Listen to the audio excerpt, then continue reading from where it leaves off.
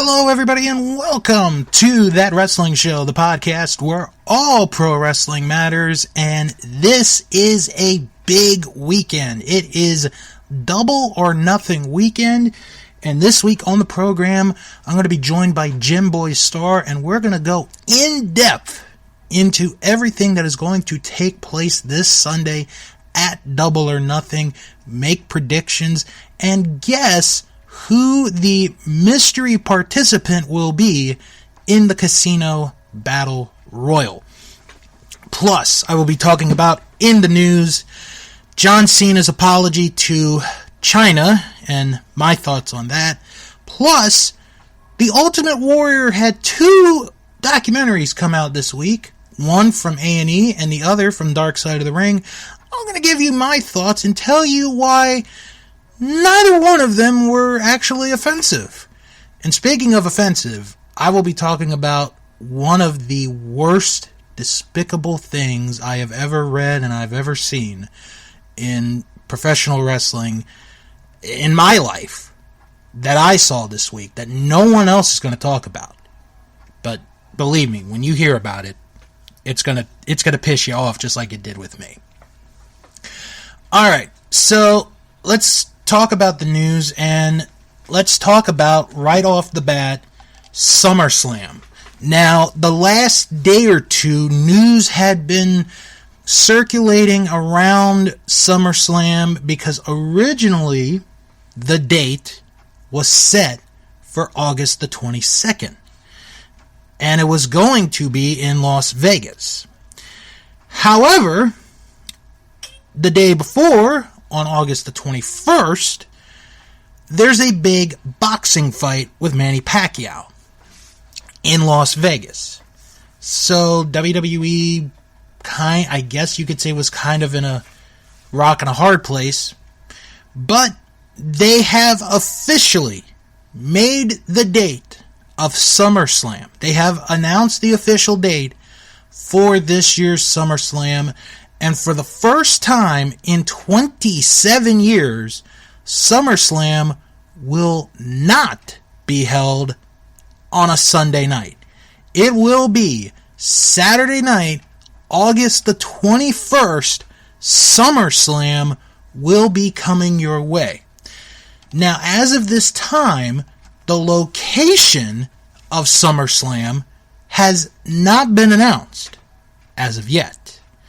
However, next Saturday, during the pre-race coverage of the Belmont Stakes on NBC, the venue will be revealed for SummerSlam 2021. So, if you want to find out where SummerSlam is going to be this summer, you have to watch pre-race coverage of the Belmont Stakes to find out where SummerSlam will be held this year. And it's kind of weird because if you remember earlier this year, when they announced the next three WrestleManias, 30, this year's WrestleMania, next year's WrestleMania, and a year after, they announced it on the pregame show before a football playoff game. So this is kind of going into uncharted territory there. My guess, and I'm gonna give you my guess now because I'm looking at the schedule, and which I will get into in a moment. It has to be Las Vegas because WWE, in their mindset, is we're not gonna get beat on attendance in Vegas, even if there is a boxing fight. We're not going to get beat on the buy rates or the views. We're not going to be beaten in trends by boxing. This is their thought, not my thought.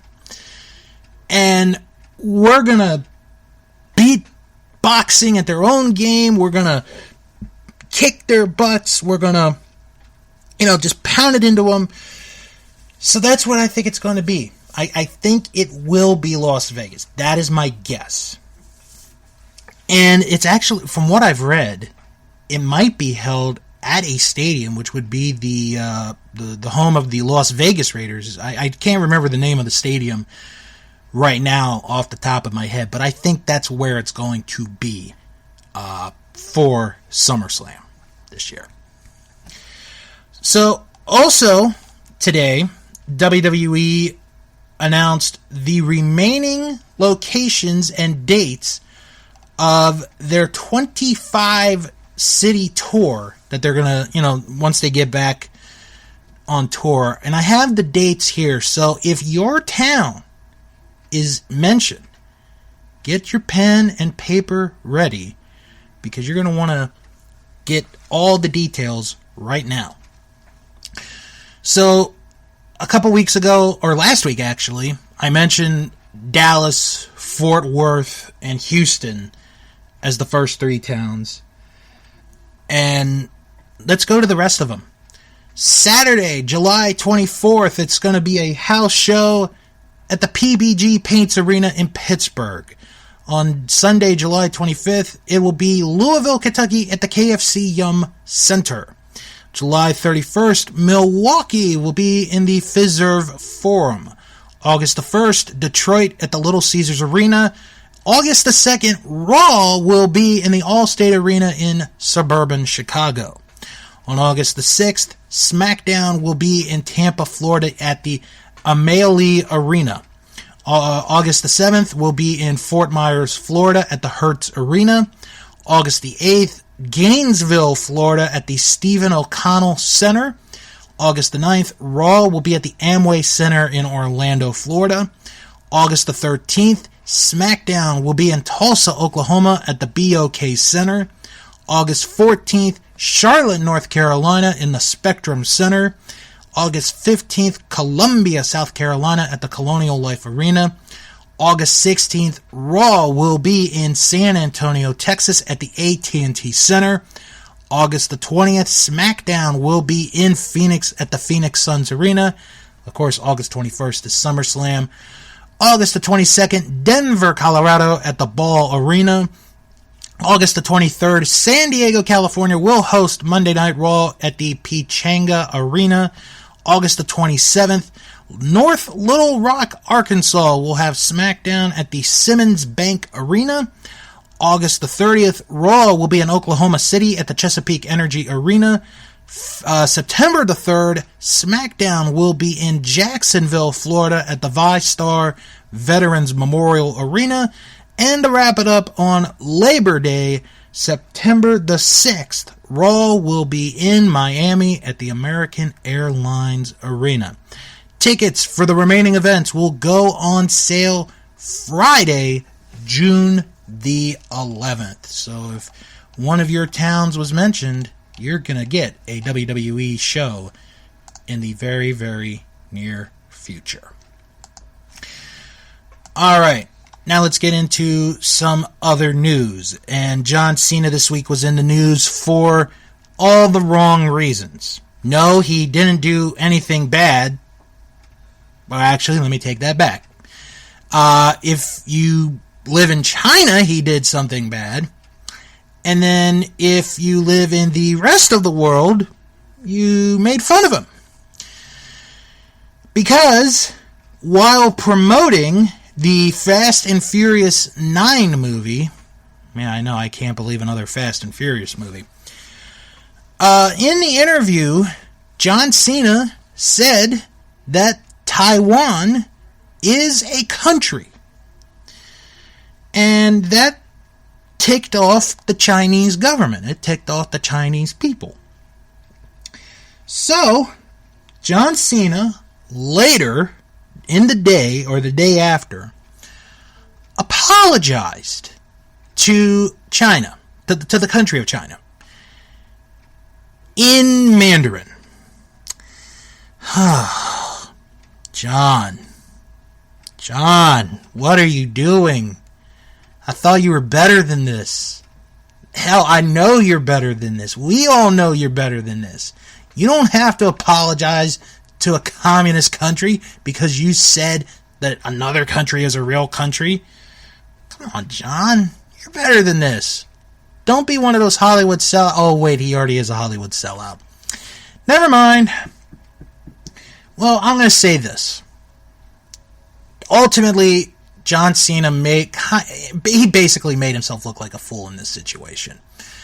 And it's a shame because I thought he was the kind of guy that would not, go into peer pressure situations and kind of fall or cave into what other people want him to say or want him to do. But apparently here, he caved in right away. The movie studios in the country of China, and it's just wrong, but it's unfortunate that, that's how it is in some places around the world, that, one country does not believe that another country is an actual country. I mean, with Taiwan, and I could give you guys a perfect example, when I watched the Little League World Series, not every year, but every so often, they have a team from Taiwan, but they are forced to be called Chinese Taipei.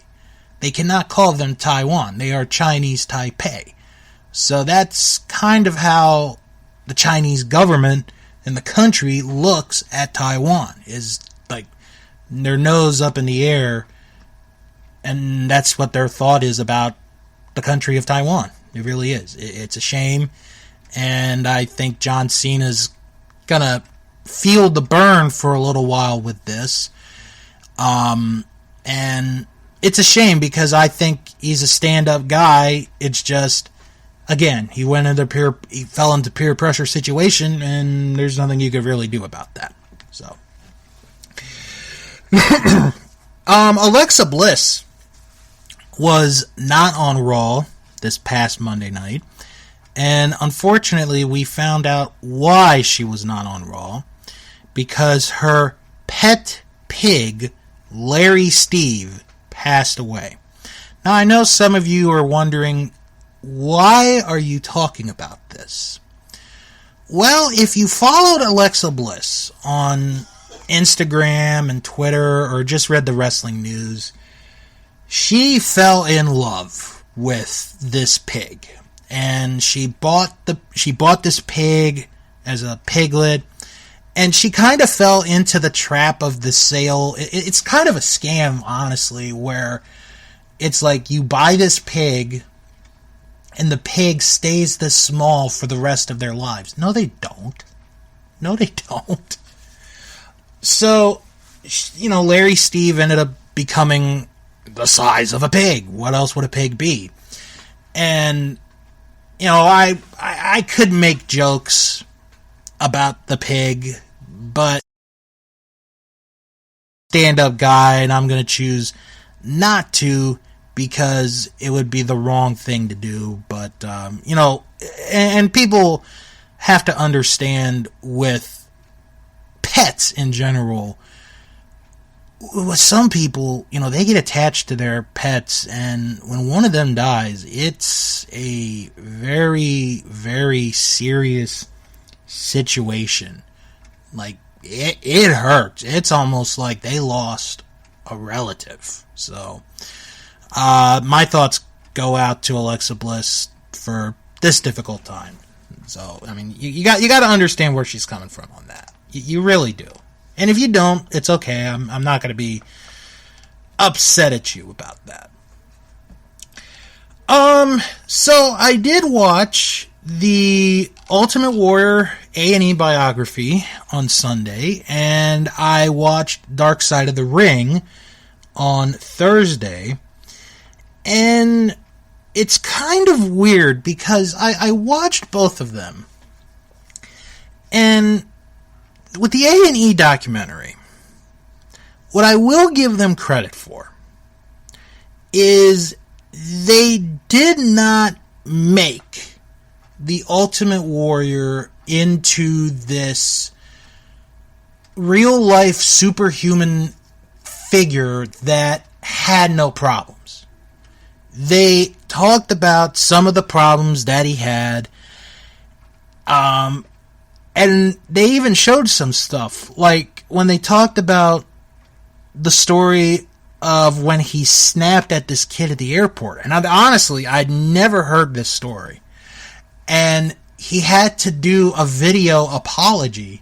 And they showed the clips of him doing take after take after take of, him trying to do this apology video when he doesn't want to do it.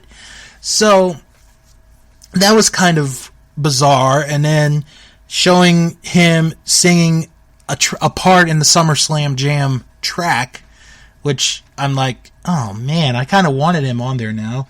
But at the same time, I'm thinking, well, he's better than Nickelback. So, and I think what my thought on the Warrior documentary is this, the A&E documentary. This documentary is what the Randy Savage documentary should have been. It shouldn't, like, with Savage, some of them buried the guy. And then, that one comedian at the end where it's like, oh, that's the most macho way to die. I was like, oh my God. Here, they had another comedian, but at least this comedian, Ron Fuchs was his name. At least he wasn't being a dumbass and, trying to make jokes. He was being straight up serious, and was upfront, and it was kind of it was kind of refreshing there.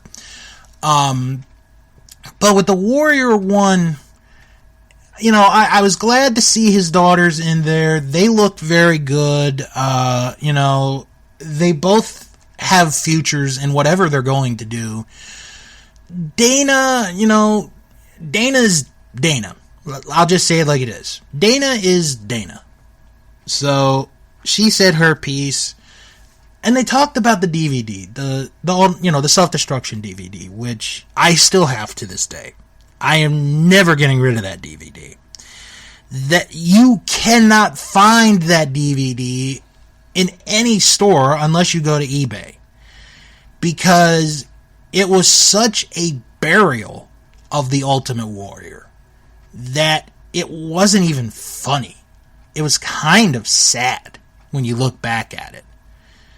And, almost 20 years later, it's now, well, we have regrets about it. Well, you probably should have never done it in the first place, but still, they did what they did. The damage was done, but the Warrior, they all forgave and went on before the Warrior unfortunately passed away a couple days after WrestleMania. Now, with the Dark Side of the Ring episode, I'm thinking to myself, okay, in my mind, I am bracing myself for the Warrior to be bashed for an hour straight by his ex-wife and other people. Sherry, who is Ultimate Warrior's first wife, could not have been any nicer. She was such a nice person. And it was like, okay, I understand where she's coming from. I understand, the highs and the lows that she had to help Warrior get through. And, there were points, especially towards the end, where she had tough times with him.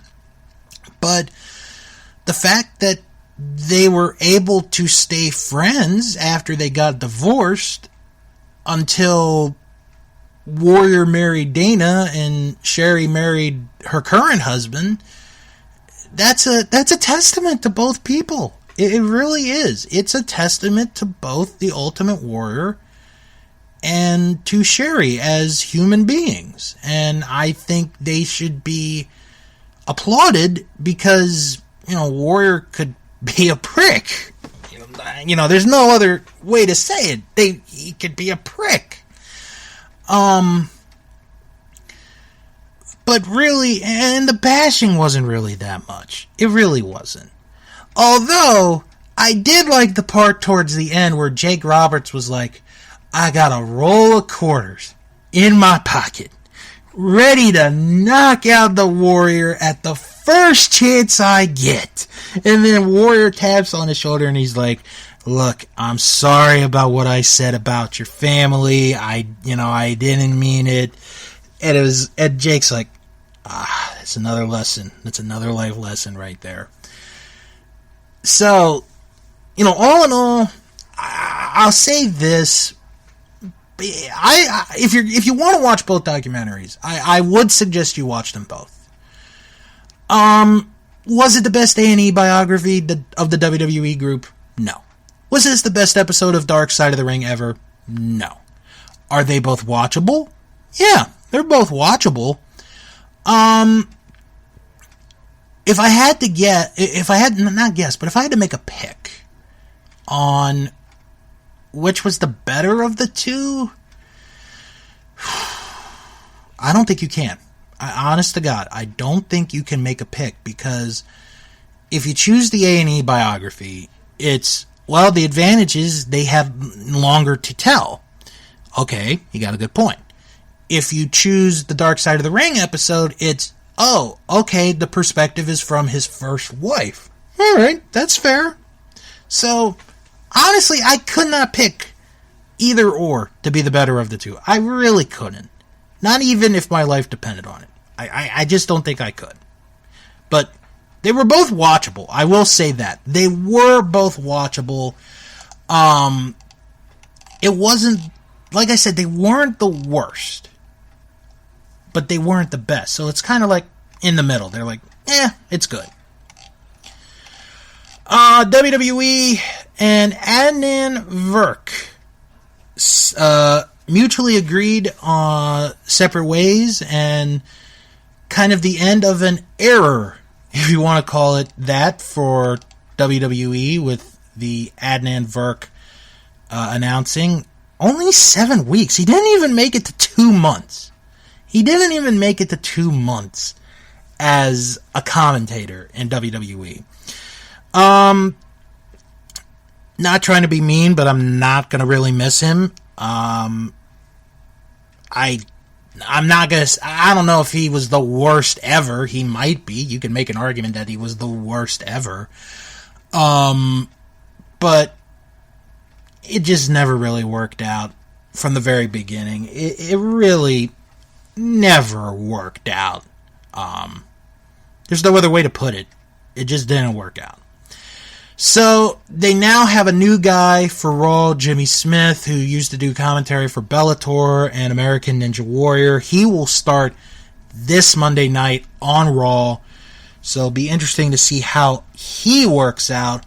I honestly thought, and I'm going to give my quick opinion on this, I honestly thought that they were going to have Michael Cole come and do commentary for both shows until they found a new person.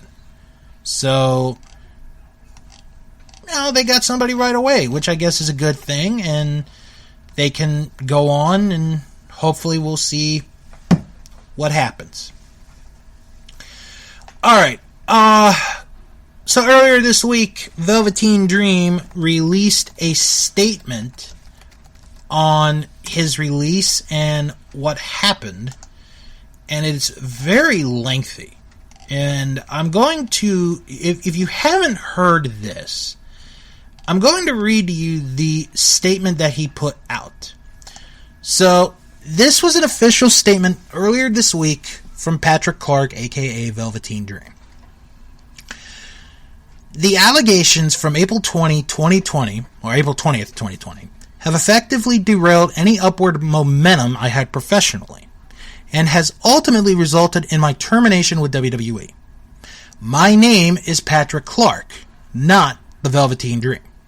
Velveteen Dream is a character that I have spent years developing and trying to bring to life. The success of the Dream character relied heavily on kayfabe, my ability to blur Patrick Clark from Tough Enough with this over-the-top personality. The character was conceptualized the day Prince died, April 21st, 2016. I knew nothing about him at that time, but my thinking was that I could use my interpretation of Prince to create an on-screen personality vastly different from who I was as a person. Q Velveteen Dream, a sexually ambiguous, gender-fluid, self-absorbed Devo. And as I learned more about Prince, I began to tame certain aspects of the character. Aspects that I deemed way too over the top and inconsistent with who Prince was as a performer. Now, before I unpack, I will say I've enjoyed the many stories I've been able to share on camera, and I'm grateful to the many people who trusted me with their safety and wellness. Thank you to any and everybody who enjoyed and allowed me to be my character, whether you paid a ticket or walked up on me in Walmart. My goal was to provide you with the same escape that I was offered when I first started watching wrestling. My job was to play a character and to help advance storylines and drama for the fans who care to tune in. I take any job I have seriously, which is why I've remained silent about these allegations. To me, addressing rumors would be working against an already compromised ability to sell a character I've invested in so heavily. After I had been accused, I was given the opportunity to be in a storyline that lasted a few months, and I worked in a few segments unrelated to the story arc.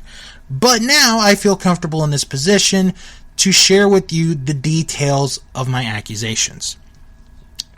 The night of April 20th, from my verified Instagram account, I posted a story to my followers letting them know that my DMs had been open. I received a few different messages ranging from support to heckling and some inquiring about how to get started in pro wrestling. I responded to a few, but not all. And of the few I responded to, one account accused me of solicitation. The account belonged to a 17-year-old aspiring wrestler, Jacob, before he deleted it. In the conversation, Jacob shared his interest in working as a wrestler one day and asked what steps would be required.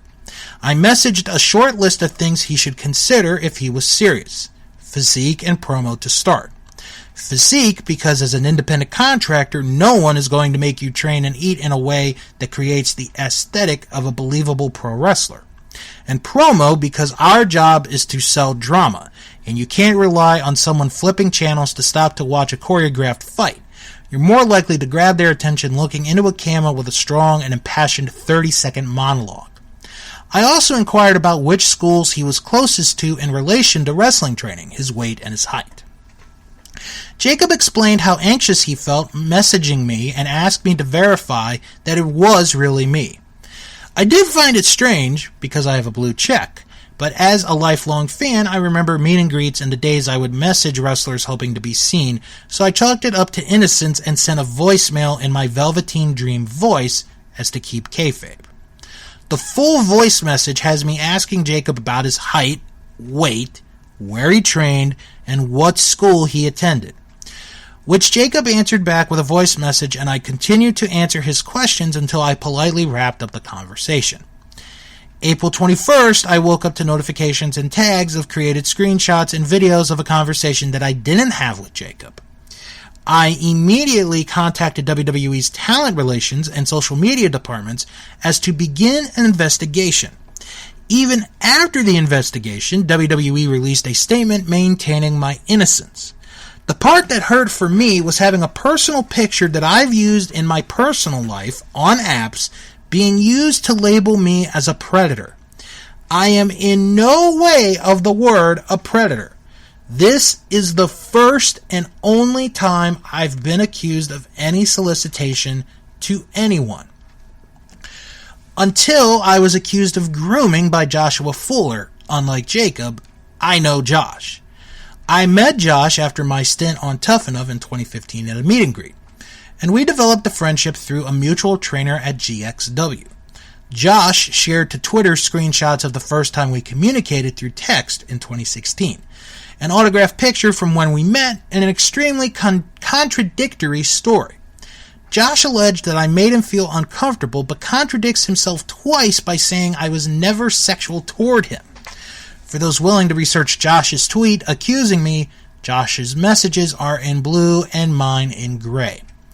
Josh claimed that he was a 16-year-old high school graduate and that he takes yearly trips with his friend to Orlando, Florida. I doubted what he told me, yet I kept my replies diplomatic and professional. The reality of the situation is that I was very helpful and respectful to Josh. Josh lives with his grandparents in rural southern Maryland. Josh got a concussion and, against my advice, insisted on wrestling. My worry came from Josh severely injuring himself, specifically his brain. I suggested he take time off from training to see a doctor. He declined because he believed he could work through the concussion, and I cut all communication with him in 2018 because I didn't want to be partially responsible had he worsened his injury. So to have him accuse me of predatory behavior because I chose not to help was spiteful. Josh and Jacob are two of many people that I've helped. Yet these are the only two who have found me to be malicious and predatory in how I go about helping others. What wasn't shared at the time. Josh Fuller reached out to Jacob over social media before Josh put out his own accusation. When this came out, Josh Fuller temporarily deleted his Twitter account. Which is important because in all the social media confusion, Josh Fuller is the only one who suggested that an investigation had not been done and that he had not been contacted. Jacob deleted his social media after he was outed for being a member of an anti-black group chat. There is a public forum, which is censored, where people are buying, selling, and sharing explicit photos and videos of multiple wrestlers, and no one has done anything to have this site taken down. All in all, this entire experience defamed my character and ultimately accomplished what it sought out to do, and that was to see me released. My hope is that over time people can put two and two together and realize that all the allegations surrounding me were baseless and untrue from jump. I felt strongly about not needing to defend myself on social media for a while now, but I understand the audience I work for and those who know me deserve clarity. Excuse me. Excuse me. I'm thankful for the opportunities afforded to me and the memories I have as a receipt. God has always had me and he always will. Dream is officially over, but Patrick Clark lives to fight another day.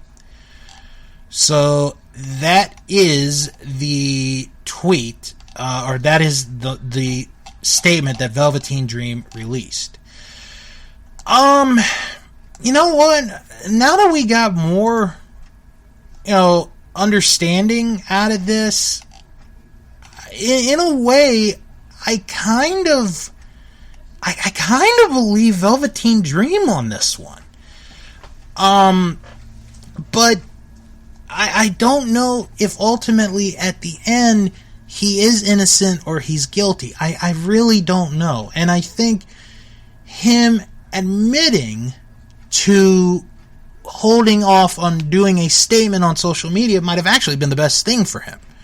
Because if he had done a statement at that particular point in time, it would have been a hell of a lot worse. So, do I believe Velveteen Dream? Maybe? I don't know. We'll just have to see if anything, and I do mean if anything, comes out of this. Okay, so there's one more story that I want to talk about before get into Double or Nothing. And I was shocked when I read this story. So the story that I'm going to read to you, or I'm going to talk about, is from a website called MundoHispanico.com. And there are videos to this.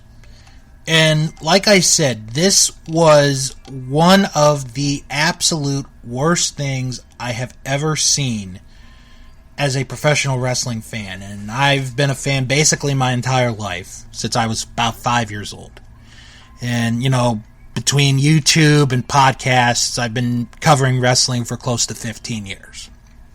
But what I'm about to read to you is downright deplorable. One of the most disgusting things you will probably ever hear. And I saw the video. The video is... Somebody on Twitter posted the video. But let me read this article. And basically, for those that don't want to see the video, I will explain what happened. In an event beyond words, a professional wrestler, Einer, or El Vikingo, throws a child in the middle of the street during a performance. This caused the anger of the public, reason why some men immediately threw themselves at him to yell at him for his actions. The video was uploaded on different platforms and social networks such as Facebook, Twitter, and YouTube. So far, it has thousands of views and complaints from users who consider this an abuse, and there were those who even asked for an exemplary punishment. The aggression was so violent that many users have asked even jail for this gladiator, that without having to get up from his place, he grabbed the boy by the arm and threw him a few meters while he hit his head before the astonished gaze of those present. According to the news portal Real Sports, the event occurred in the I know I'm going to botch this, so please, I apologize. In the Aviacion civil neighborhood in the Venustiano Carranza mayor's office in Mexico City in recent days. Although the exact date is not specified, it is believed to have been this week. According to information published on the Real Sports portal, the minor is around 5 years old and suffered some injuries, so he was quickly taken to a hospital where he was assessed by medical personnel. Apparently, the child's health status is good. He does not present life-threatening injuries.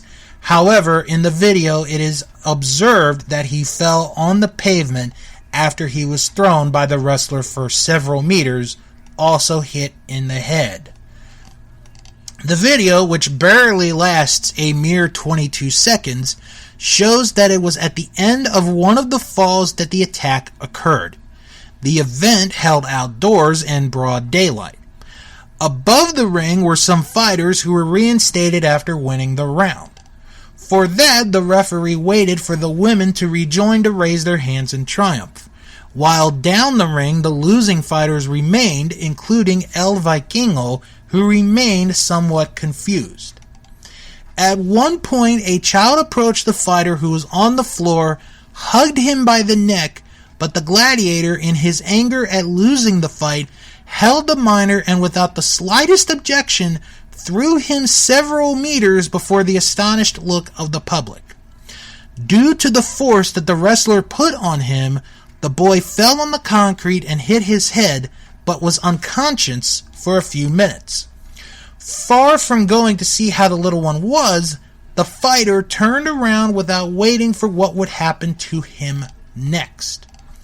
It was then that some men from the public approached, issuing threats, while the fighter only walked backwards. There, the video that circulates on the network ends. But the Real Sports portal reported that it did not have a good time. Testimonies collected indicate to the portal that the gladiator, El Vikingo, was physically attacked by the public after throwing a child. It is even said that the reaction of the people was such that the police had to intervene to avoid a lynching. After restraining the encouragement by the police intervention, the agents managed to protect the fighter, but then he was taken to jail where he would have to explain the reasons for his aggression, which is why he was taken to the facilities of the decentralized prosecutor's office of Venustiano Carranza Investigation 3. According to the Real Sports portal, the wrestler Victor N. Iner El Vikingo claims to be a professional wrestler and to be part of the World Wrestling Council. However, so far this body has not ruled on the matter. On the Twitter account of @_Los Colosinos, people reacted to the wrestler's aggression. Iner the Viking, an unknown world fighter until today, in a Molero event of the Venustiano Carranza mayor's office. This is what happened next. Although the Molero cannot be seen, it was noted that there was a reaction from the dog. So this was translated from Spanish to English. This comment came from a person who uploaded the rest of the video in which the gladiator was beaten by a large group of men while the police are observed trying to protect the integrity of the fighter El Vikingo. Cholera was not only represented in the place of wrestling but in social networks, so many people expressed their solidarity with the child. One person said, "And does this garbage really work in the CMLL or does it only use it to bluff? Whoever trained him must be ashamed." A woman at the scene said, "Don't compare it to an animal, because this is a scum, a shit of a person." Reading comments on Facebook, they blame the parents for not taking care of the child. I mean, seriously, it is a child. But other people justified the action of the wrestler. That happens to him as a nosy. If the wrestler is warm because he lost, what to see? He will pretend and his parents are still celebrating him. When everything is over, just go talk to the fighter who gives him a chance to have a photo and a lock. Hopefully, and he has taken his arm out. But the anger towards the wrestler had no limits. Those who believe they are fighters without physical and mental preparation only harm the union. He is mentally ill, poor child. He is a disgusting person. Who is that fool? But it was obvious that most of them were dissatisfied. Net, what's up with that asshole? Cursed, abusive. I hope they have broken his whole face, human trash. If I see something like this in my life, I'll kill that pinned clown who is said to be called a fighter. Some more commented, that great son of a... He shouldn't call himself a fighter. Pink fighter, ma'am. They would all have kicked them, claimed other people when they saw the aggression towards the child. Okay, so like I said, I did see the video. I watched the video on Twitter.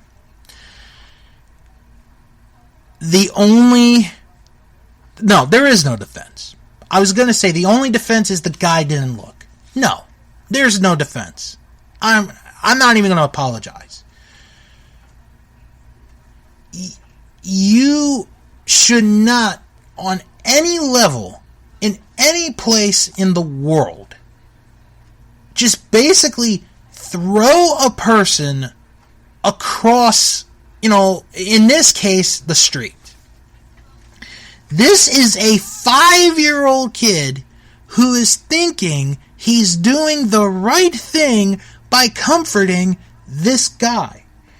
And the guy, just for no reason, flings him across a few feet outside onto the concrete, onto the street. This guy should be banned from professional wrestling in Mexico for life.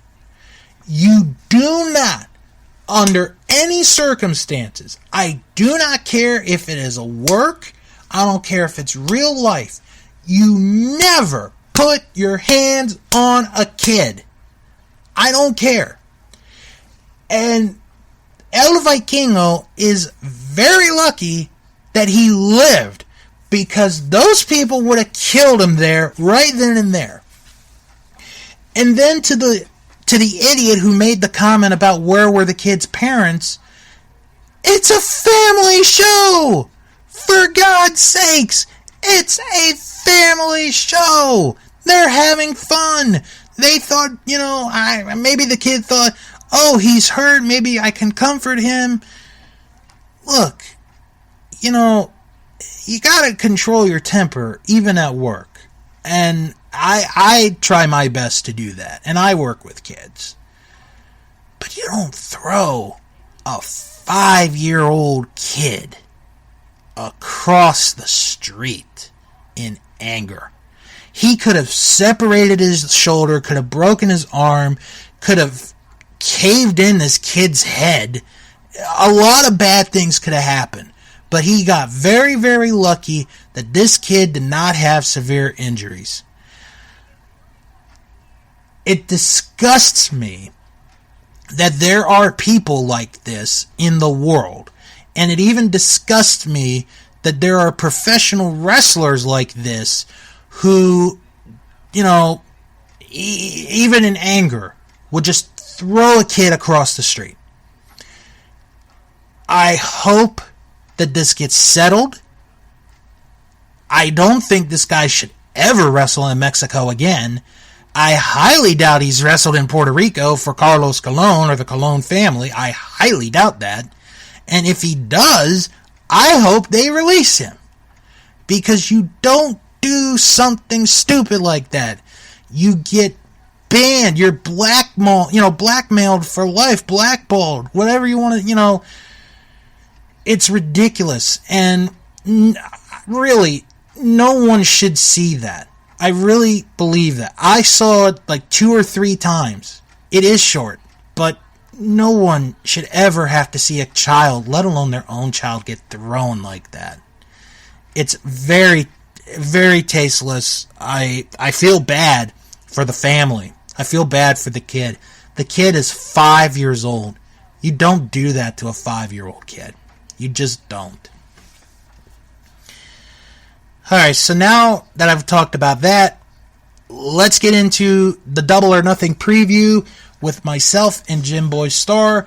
And after you're done listening to that, I'm going to talk about the buy-in match that was announced after we recorded our thoughts on Double or Nothing. So let's go now to me and Jim Boy Star from earlier this week talking about Double or Nothing. Everybody, with this weekend being Double or Nothing weekend, it is time to look at the card for this Sunday, and joining me, back by popular demand, is Jim Boy Star. Welcome back, Jim.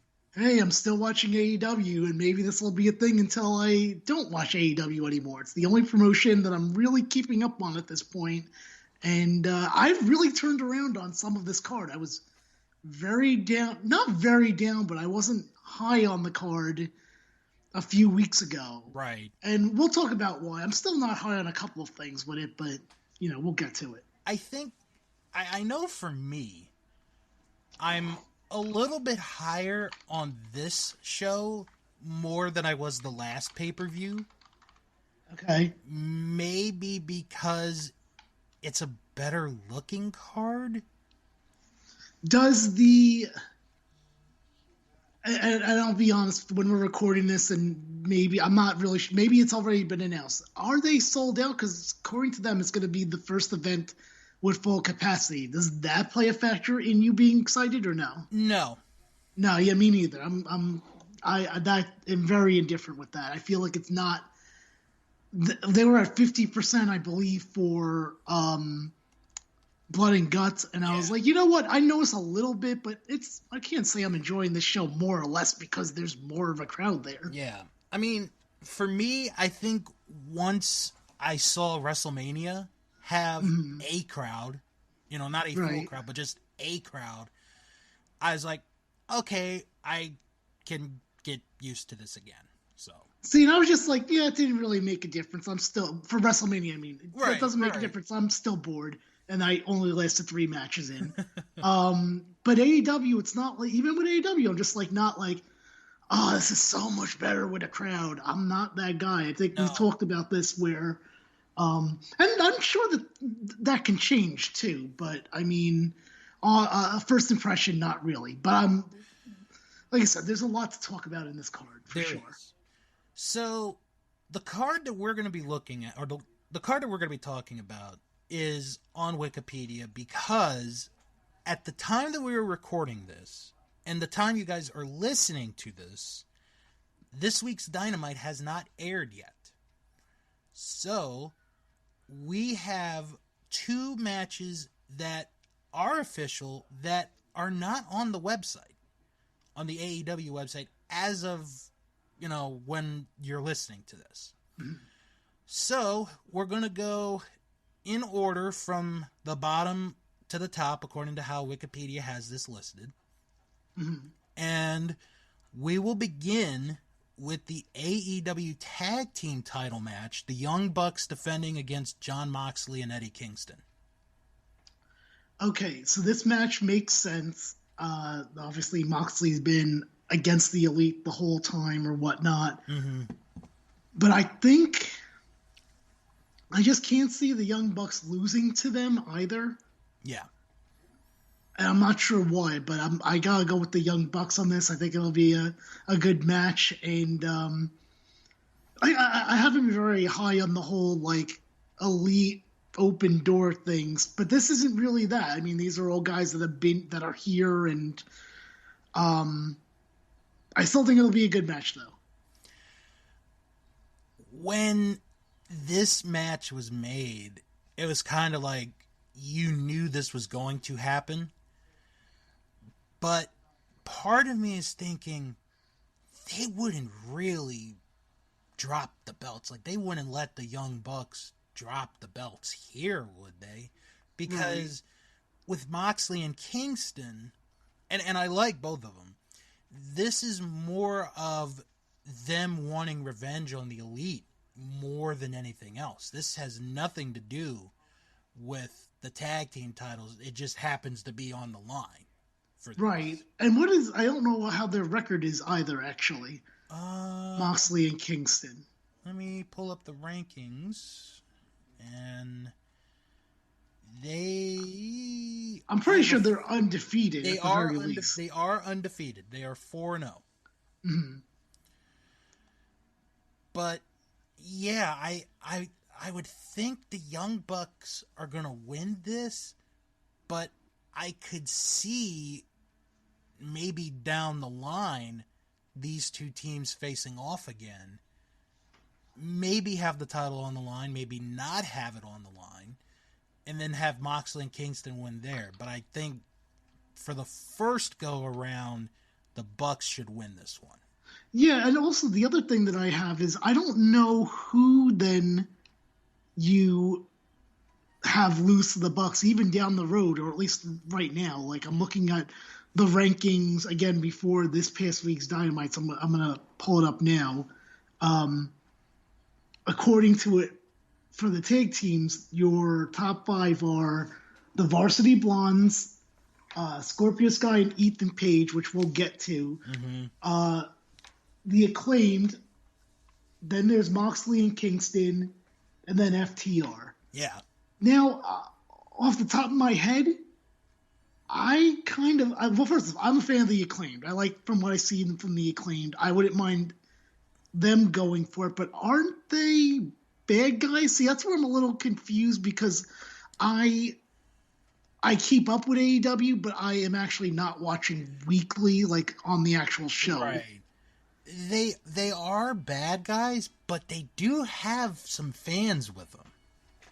Right. So it wouldn't surprise me if at some point maybe they become faces. Maybe? Yeah. I mean, I feel like it would be very easy, but maybe it's all going to depend on what the crowds do. If if the fans overwhelmingly like them, then they're good guys now. So, yeah. But either way, I see the Bucks retaining. Yeah. All right. So the next match does feature Scorpio Sky and Ethan Page. They're going to take on Sting and Darby Allin. This is a match that has me more interested in the event, because I found out that apparently Sting, unlike last time, will actually be wrestling in the arena. Yes. And that in itself has me interested, because I'm sure there's going to be a lot of pressure on him on, can I still go? Because it's one thing doing a cinematic match, it's another that doing it live in the arena. So I'm very interested. I do think Sting and Darby win. And I originally was thinking maybe they're trying to build Sting and Darby for a tag team title match in the future. But I don't, because let's face it, if Kingston and Moxley are getting a shot here, what'd you say? They're 4-0? Sting and Darby are then halfway there if they win here. Yeah, that's very true. See, my thing is, if Sting and Darby Allin win, that to me kind of feels like, okay, they're done with Sky and Page. What do you do with both teams? Because I just can't see right now Sting and Allin going for the tag team titles. Right, I think go that route. Well, explain for me this, and because I've seen the story of AEW getting another show, and I say that rolling my eyes because it's the same thing I criticize WWE for. It's having too many damn shows. Mm-hmm. Like I hope that with the new show they'll get rid of Dark and Dark Elevation, but I don't know. I think that's yet to be seen. Yeah. But part of that deal is like they're supposed to get 4 specials a year. Yes. So I'm sure Sting is going to be on like 2 of them. Mm-hmm. And I think if they do this right and have Sting and continue to be in these tag team matches, I think they could probably make a case for Sting and Darby going for the titles in the November pay-per-view. Perhaps. If they're really thinking that long term. Right. And it would also depend on, I think, if Darby Allin can stay healthy, because Allin can get injured at times. Sure. Yeah. This is before coming to AEW. So, yeah, I guess I'll go with Sting and Allin, but I wouldn't be upset if Sky and Page won. How is Sky and Page's record? Does it show it? Do you see it? They're 7-0. See, they're up there. Oh, that's right, because they made that list. Because the thing is, like you said, what do they do after if they lose? Mm-hmm. I would say they would feud with each other because, and please inform me because I'm not really that sure. I don't know why Scorpio Sky went by himself in the first place. Yeah, it was never explained. Right, so it could just be, the friendship's over, done. Like, yeah, and I know a lot of criticism will go to like, just don't break up a tag team if you had nothing to do with them. But this is where you can get Scorpio Sky to be by himself as a good guy again. Mm-hmm. And now that SCU is done, that there's no way you could say, how is he by himself without his buddies, because they're not supposed to be together anymore. Yeah. Well, I guess we'll have to wait and see on that one. All right, then we have the return of Stadium Stampede. It will be the Pinnacle, MJF, Wardlow, Shawn Spears, Cash Wheeler, and Dax Harwood against the Inner Circle of Chris Jericho, Jake Hager, Sammy Guevara, Santana Ortiz. The stipulation to the match is if the Inner Circle lose, they must disband forever. First, let me say that I definitely think that in a way this was like ass backwards, in that they should have done this and then that would have led to Blood and Guts, not the other way around, or the way they're doing it here. Because it definitely kind of hurts for Blood and Guts. I'm just like, everyone will just be fine next week now. Because Jericho was fine. I know there was a lot of criticism on the fall or whatnot, but I felt like some of them probably should have sold it more. Mm-hmm. I would have had maybe Sammy came back the next week, but he's the only one because all the other ones are too hurt. Yeah. Something to that extent. And then every week another Inner Circle guy comes back, so you get to Chris Jericho because you're not sure if he is okay or not. So you don't know if he's going to come back, and then he does. Right. Then you set up for Blood and Guts in September. Yeah. But this is what we got, so let's deal with it. It's a pretty predictable ending. I'm pretty sure the Pinnacle's going to win here. All right, let me ask you this. I think I know what you're going to ask me. Go ahead. All right. Let's say Pinnacle does win this match. Yes. Where do you go with the members of the Inner Circle? Well, Jericho's out. I'm going to assume that because things are opening up here in the United States, he's going on tour. Right. Back before COVID was going on, I think that was even a possible plan, which is why they set up Blood and Guts, if I remember right. So then he stuck around because, where's he? He's not going to go touring now. Right. Now, my assumption is that we might not see him for a long time after this, which also makes me think he's the one taking the pin as well. Because I'm thinking, if I'm him, I would be like, okay, So I'm going to be around here now, but I still get those dates later. So when this thing's over, I'm going to probably go do that. And what that means to me is that all those days that he has been around, now is when he's going to be gone for an extremely long period of time. So he's gone. Sammy, this is going to be your start of your Sammy singles run here.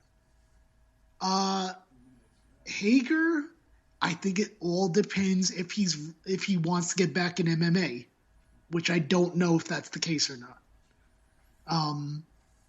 Again, he probably had his last MMA match right before the pandemic.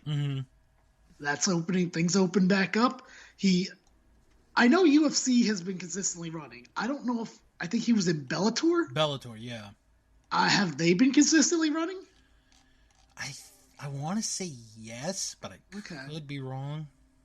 Well, to me, it all depends what he wants to do as far as that goes.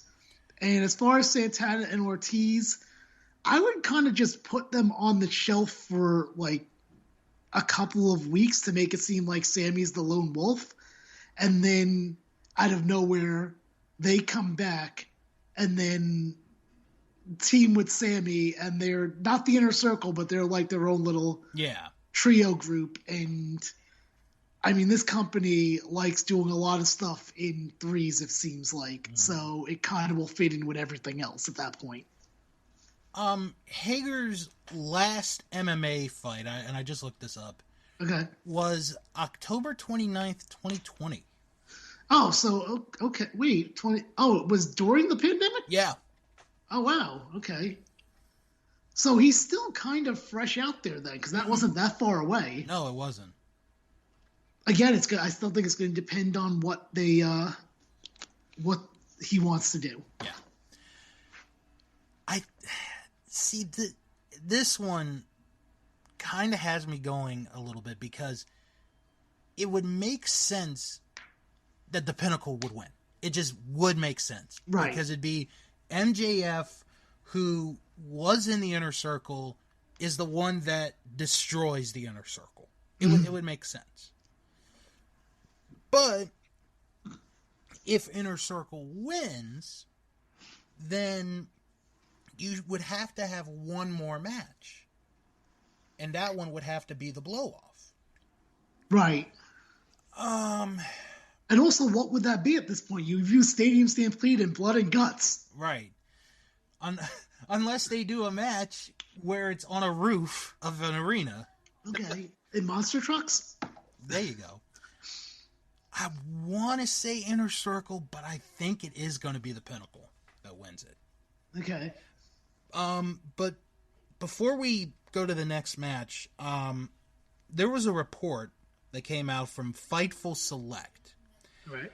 That says that the Stadium Stampede match will reportedly have a significant live element to it. It was reported that there will be a unique live experience attached as well.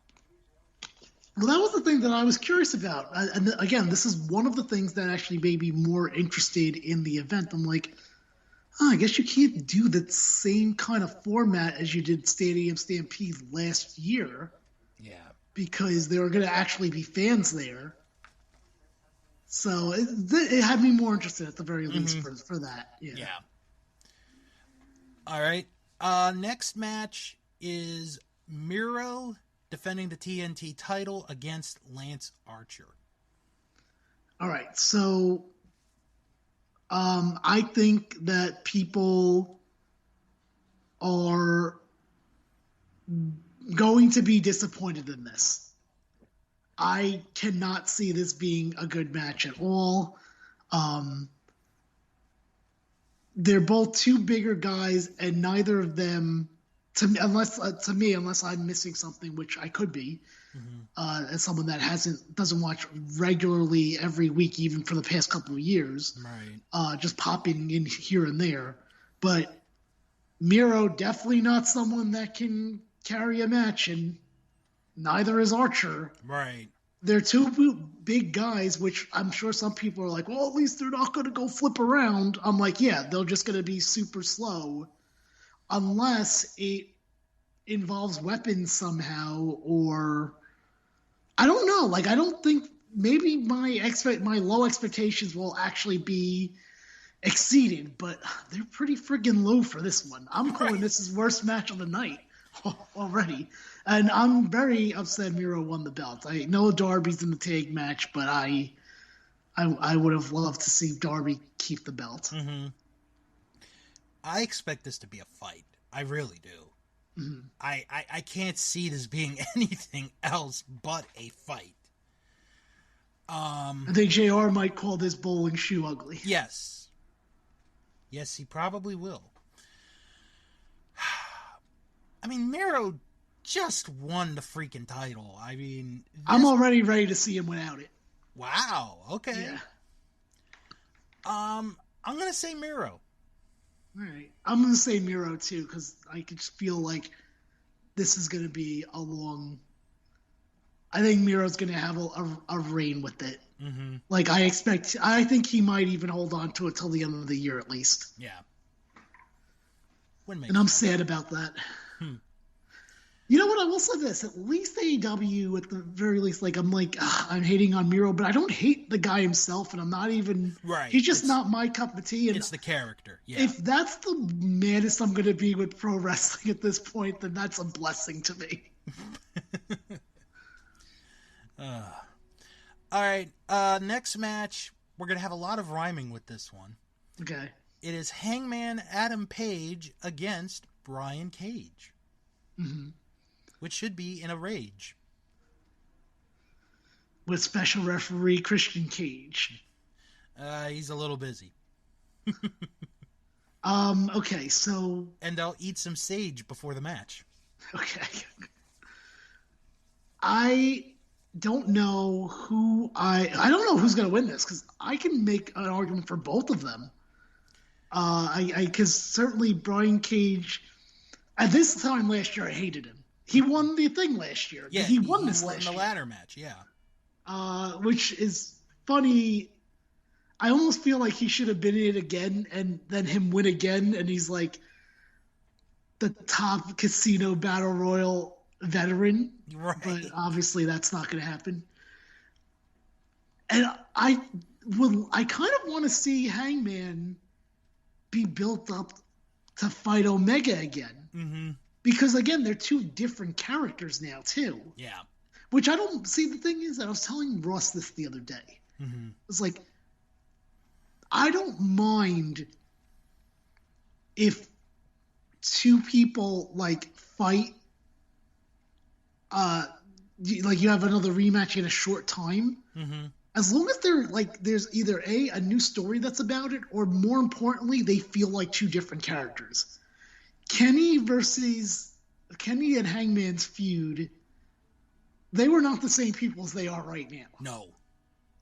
So I would love to see that happen. But on the other hand, I also wouldn't mind seeing Brian Cage. Give me your thoughts before I give you a prediction, because this is a tough one. Okay. My initial thought was, when this match was made, okay, Adam Page is going to win this because Brian Cage beat him and cost him possibly, I mean, they didn't say it at the time, but looking back on it, maybe costing him a shot at the AEW World title.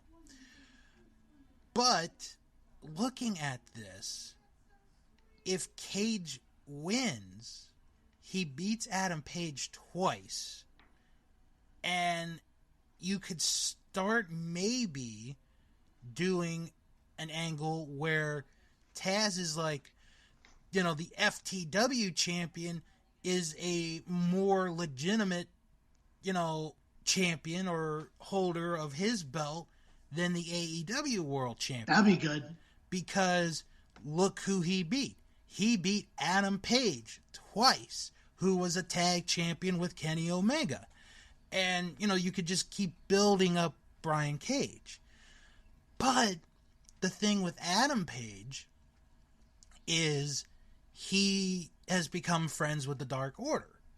And it wouldn't surprise me if the Dark Order and members of Team Taz got involved in this. Mm. But the last match was interesting because if I remember right, Brian Cage attacked Adam Page before that match even started. Okay. And for the most part was dominant. If they do it where it's going to be, okay, you come out first and then you come out, and you could say like, oh, there's no, one advantage in this one, then there could be a good story to the match. Mm. I want to think Adam Page is going to win this. The other thing I like with Brian Cage, now that I'm thinking about it, I wouldn't mind seeing a storyline where somehow there's some like dissension in the ranks with Team Taz. Because who's Team Taz now? Cage, Hobbs, and Taz's son. Is that still a thing? Hook and Ricky Starks, who's out for right now, but who has Hook even wrestled? I don't even know. So there starts to be a breakup within Team Taz, and Brian Cage is the one that kind of, maybe it's even based on a loss to Adam Page, that there's like, they start teasing a breakup with Team Taz, and Cage has to go through, I guess probably Hobbs, even though I really like Hobbs actually. Hobbs, I think, was my hero last year, if I remember correctly. Right. He entered that Casino Battle Royal, and I was like, this guy's great. Yeah. Love this guy. So he fights Hobbs and he starts the feud with Team Taz, but all the while he keeps the FTW title just to be like, fuck you, Taz. Mm-hmm. And as he's accumulating wins, because his record right now is not bad, which I'm looking at, is in 2021, 14-2. So he accumulates a couple more wins as well. Mm-hmm. And then come September or October, it could be a main show or it could be one of these sub-shows that they're going to do.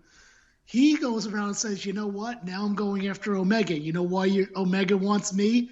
Because he says he's a belt collector. Mm-hmm. Well, I have the best belt right here, the FTW title. I hope Tony Khan is listening to this. We've come up with a very good storyline just from this one match alone. I mean, I feel like I did last time for Blood and Guts, I have a good storyline. I don't think I could even use it now because they didn't do it. Right. But yeah, no, I would be all about. And then also in the background, you have Hangman with Kenny Omega, because Hangman's going to keep up his streak, because the whole collapse of Team Taz begins with Hangman's win against Brian Cage here. Exactly. Actually, what would be great? One of the special could be Brian Cage against a debuting Hook. Maybe he beats the shit out of Hobbs one week, like one of the specials. The next special, he beats up, he goes to fight Taz, and then Hook gets involved, and it's the first Hook match. Mm-hmm. Hook loses, though, so that Cage can continue. Right. And then maybe, even thinking further along the lines, Ricky Starks comes back. And Starks, didn't he team... Was Starks on Team Taz first, or was Cage? I think Cage was first. Cage was first, and then Starks came on. Mm-hmm. And you could be like, oh, actually he's still cool with Ricky Starks, because now at this point Taz is gone for whatever reason. Right. Probably, maybe, who knows, maybe his contract's up. But then Starks turns on him at some point because he wants the FTW title. Mm-hmm. Cage then beats Starks, and then Cage is ready for Omega. So now I'm booking you into about December, January with this stuff. And then at that point, you might as well make it Revolution. If Omega still has the title. I don't really know if that's actually going to happen. Right. So I'm just assuming that. Anyway, all right, my final prediction here is going to be Adam Page, with Brian Cage's loss being the beginning of the end for Team Taz. All right. All right. The next match is going to be a mouthful for you. Yeah, really. The Casino Battle Royale. Winner gets a future AEW World Title shot. This is who we have, according to Wikipedia, as the participants. Christian Cage, Matt Sydal, Powerhouse Hobbs, Penta El Zero Miedo, I hope I said that last one right, Jungle Boy, Matt Hardy, Mark Quinn, Isaiah Cassidy, The Blade, Evil Uno, Colt Cabana, 10, Griff Garrison, Brian Pillman Jr., Max Caster, Anthony Bowens, QT Marshall, Nick Comoroto, Dustin Rhodes, Lee Johnson, and someone to be announced. How do you want to go about this one? Let's get rid of the ones we know are not going to win. Okay, so first off, let's see. Anyone who's regularly part of a tag team. Yeah, so the Varsity Blondes, gone. Right. The Acclaimed, gone. Gone, yes. Private Party, gone. Let's see. Trying to see who else. I think any member of the Dark Order is gone. I'll agree with that, yeah. So who do we have left at that point? Because you're the one keeping track of this. All right. Christian, Matt Sydal, Hobbs, Penta, Jungle Boy, Matt Hardy. Oh, actually, we could also get rid of the Blade as well. Yeah, you get rid of the Blade. I forgot that you said. I know, right? Because I'm used to seeing the Butcher and the Blade. Yeah. I wonder what happened. I wonder why the Butcher isn't on this. Also, is this official that is there 21 people here? Obviously including TBA. Let's see. 1, 2, 3, 4, 5, 6, 7, 8, 9, 10, 11, 12, 13, 14, 15, 16, 17, 18, 19, 20, 21. Okay, so there is. So yeah. Let's see. QT Marshall's in it. We still have Comoroto. We still have... let's... and tell me if you agree. All right. Let's get rid of Dustin Rhodes, because I don't think he's winning this. I agree. You know what? Let's get rid of... Because they're like, this rivalry has started up. Let's get rid of the Nightmare... Anybody in the Nightmare family and the Factory. Let's get rid of those people. Okay, I agree with that, yeah. So that gives us Christian, Matt Sydal, Hobbs, Penta, Jungle Boy, Matt Hardy, and the Mystery Person. Okay. So that gives us 7 people. Before we whittle it down even more, do you want to take a guess on the Mystery Person? I have a guess. I have a big time guess, but I don't know if I'm going to like it or not. I only have one, and I'm just going to say it because if no other podcast is going to say it, I may as well just say it. Bryan Danielson. And the only reason I say it, because I know I'm wrong on that, but the only reason I say it is when his contract ran up. And because of that, there is no 30-day or 90-day non-compete clause. He's the only one that would make sense if that happens, but I really doubt it will. Okay. Are you ready for my guess? Yes. It's going to be Paul White. You know, I could see that very much happening. Because this is going to be their way of being like, oh, well, you know what? We did sign him as an announcer, but look, he decided to enter the Casino Battle Royale. That's true. Also, I feel like I saw a picture of him recently in the gym. So I'm like, okay, you're clearly training for something. And he would have to be the last person to enter. Yeah, he probably would be. And he sure as fuck better not win. Okay. So, I'm going to get rid of Sydal. Okay, I'll agree with that one too, yeah. All right. Matt Hardy, I also want to get rid of only because I don't think they have anything planned at this point for him. Well, here's the thing is remember who won this last year? It was Cage. Yeah. Didn't Cage just get his title shot like within a month of after he won this, and it was on like a Dynamite? It wasn't on a pay-per-view or anything. Let me check. Pretty sure about that. Which and I think I remember that because I was like, I guess I'm okay with this. Yeah, he got it. Yeah, he got it at Fyter Fest. Yeah, which was the July event. Okay, so 2 months later.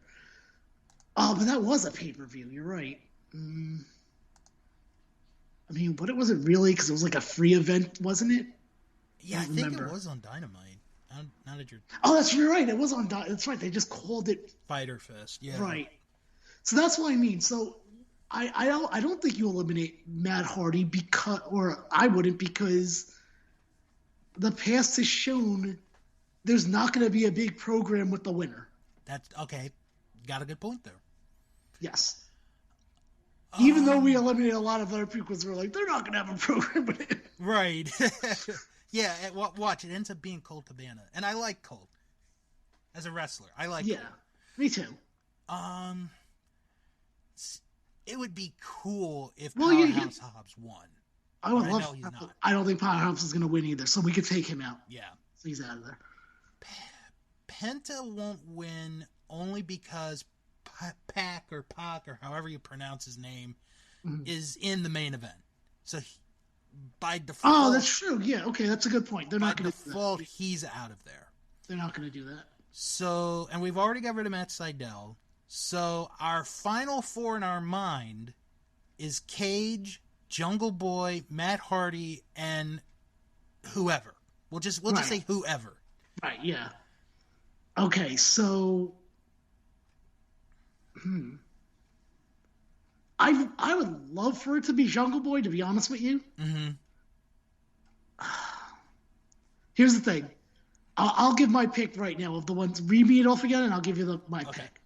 Christian Cage, Jungle Boy, Matt Hardy, and TBA. Okay.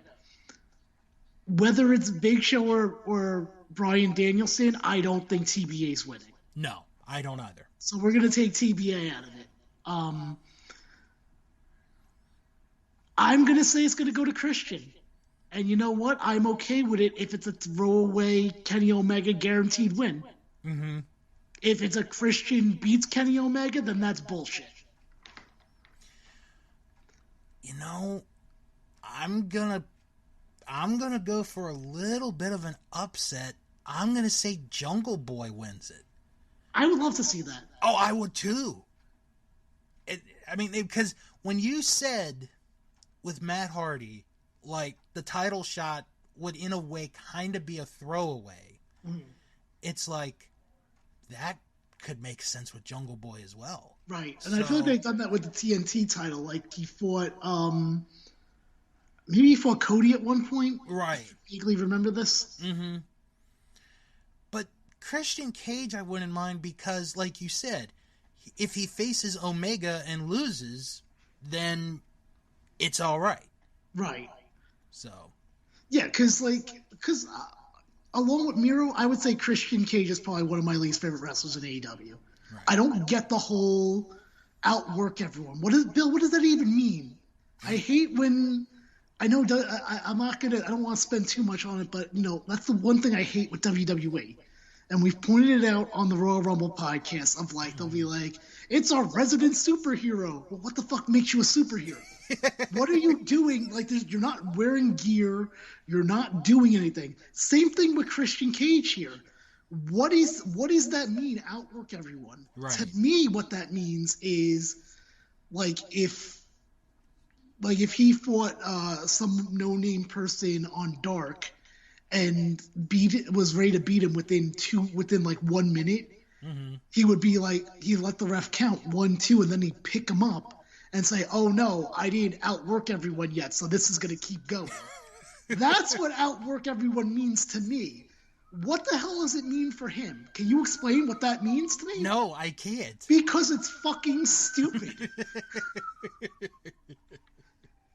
I almost wanted to join Team Taz and then do something with Team Taz. You know what? Fucking Christian Cage joins Team Taz, and that's the reason why Brian Cage breaks up with Team Taz. Oh, they replaced and then Brian Cage with Cage. Right, and Brian Cage fights Christian as the final guy in order to get the title shot in December or whatever. Ah, there we go. There it is. Yeah, because Taz makes Brian Cage go through every member of Team Taz. Yep. And since there are 4 of them, well, technically he'll say 3, and then the 4th one's going to be a shock. Because he'll be like, oh my God, it's Hook. Hook is making his debut.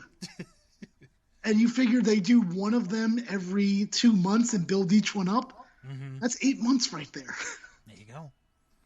Anyway, fuck Christian Cage's gimmick of outwork everyone. So dumb. Such a WWE thing to do to me. Just like the Miro. That's the other thing that annoys me about Miro. What is he? He's the same as he was before. There's literally nothing. Can you tell me something different about this man than that was previously done in WWE? You know what it is? He's more psycho. Is he? Right. I think because that. Okay. The way when he beat up Kip Sabian a few weeks ago. Mm-hmm. And after he was done and he goes I just wanted to say thank you for being my partner. You go have a good day. There's more of a little bit of sociopath in the Miro character than Rusev. I thought you were going to tell me he said thank you for being my friend.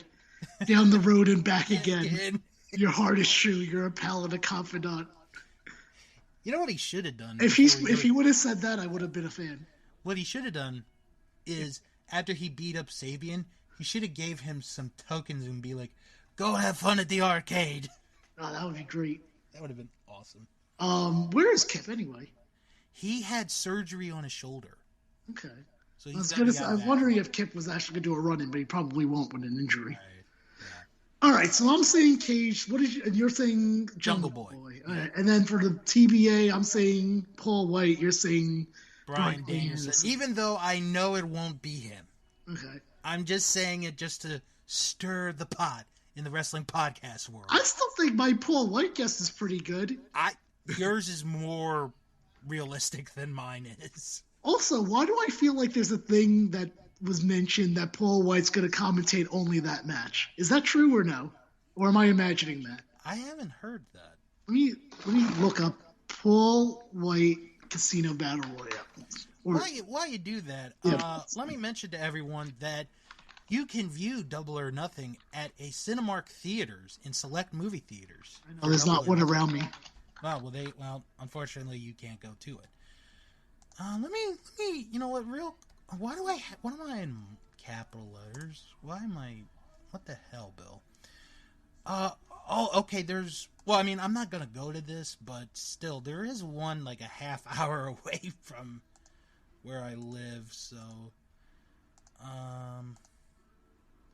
Summer Movie Clubhouse. Ooh. By the way, I typed in Paul White Casino Battle Royale, mm-hmm. and one of the first things that comes up is Paul White will be the Joker in the Casino Battle Royale from Reddit. Let me see why they think so. All right. Maybe that's where one of the people that gave me this idea was from. Let's see. This one would be Sunday. All right, this guy is overside. It's we're all gonna pop like the marks we are. Are you really gonna pop for Paul White? Come on. Right. Yeah, people are just it can wreck people. All right, I guess I was wrong. I thought that's what was one of my main reasons was I thought I heard somewhere that Paul White was gonna commentate only the Casino Battle Royale, which made it even more suspicious to me. The movie theater that I was telling you about is actually showing Double or Nothing. Well, then you should go. It's only $25. I'll think about it. Okay. All right, next match. Cody Rhodes, who for one night only will be the American Dream, face Anthony Ogogo. He's just a common man. Because apparently this bout is about the hatred of the United Kingdom, which... Right. The last I checked, there is no hatred to anyone in the United Kingdom. It's true, I guess. There's other countries you could probably point out that there would be hatred towards.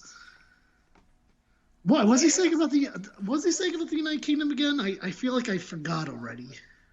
Well, it was like basically when Ogogo knocked out Rhodes, he placed the Union Jack over him. Okay.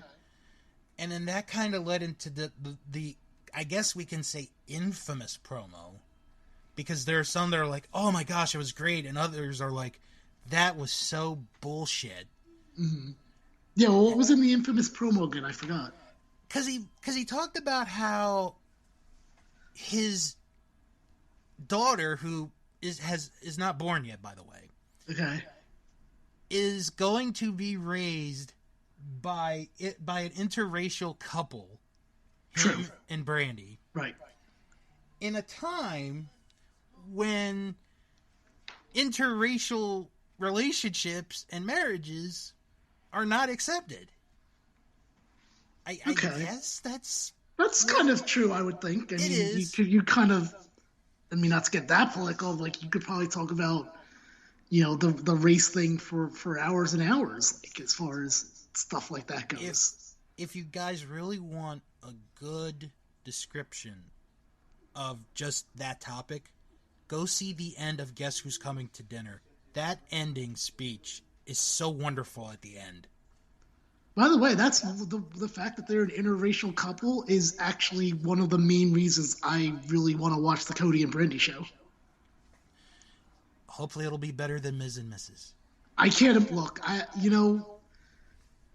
I was talking to Ross, my friend Russ, about that, because he's like, why are you interested in the Cody and Brandy show? I'm like, because they actually seem, even outside of the interracial stuff, they seem like an interesting couple. Like, mm-hmm. I feel like if the Uso, I forgot which Uso it was, if the Uso and Naomi, I assume they're still together, had a reality show, I think that would be really good too. Mm-hmm. But you know who's not an interesting couple? The Miz and Maurice. My God, like, what kind of trials and tribulations do they have?